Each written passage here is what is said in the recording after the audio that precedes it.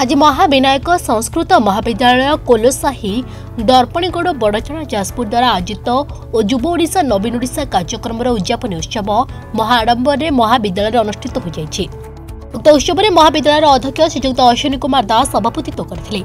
उक्त उद्यापन उत्सव में बड़चना पंचायत समिति अध्यक्ष श्रीमती मीनती सेनापति मुख्य अतिथि रूपे योगदान कर दीप प्रज्वलन करथिले। वक्तव्य में क्रीड़ा सामाजिक और सांस्कृतिक कार्यक्रम में योगदान कर कृतित्व लाभ कर छात्र छात्री मानक भूयसी प्रशंसा करने सहित समस्त छात्र छात्री मानक सरकार अभिनव विकास धारा में सामिल होगापी आह्वान करते। छात्र छात्री माने देशर भविष्य से देशर विकास धारा में मुख्य स्रोत बोली वक्तव्य में कहते।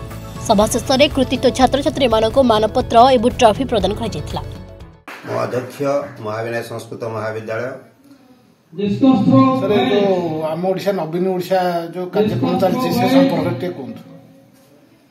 युव ओडिशा नवीन ओडिशा ये राज्य सरकार एक अभिनव पदक्षेप। यह आम महाविद्यालय 20-22 दिन हम प्रत्येक दिन पिला द्वारा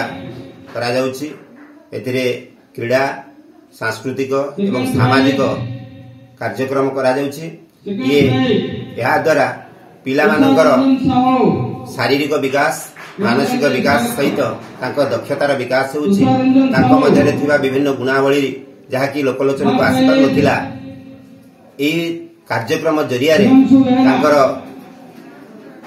गुणावलीर विकास होती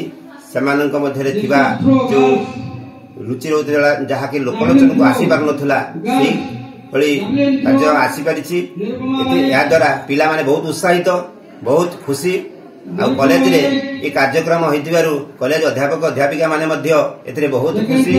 ये सब कार्यक्रम सरकार द्वारा होइतिबारु सरकार को आमे कॉलेज तरफ धन्यवाद दउछु एवं अभिनंदन जनाऊँ।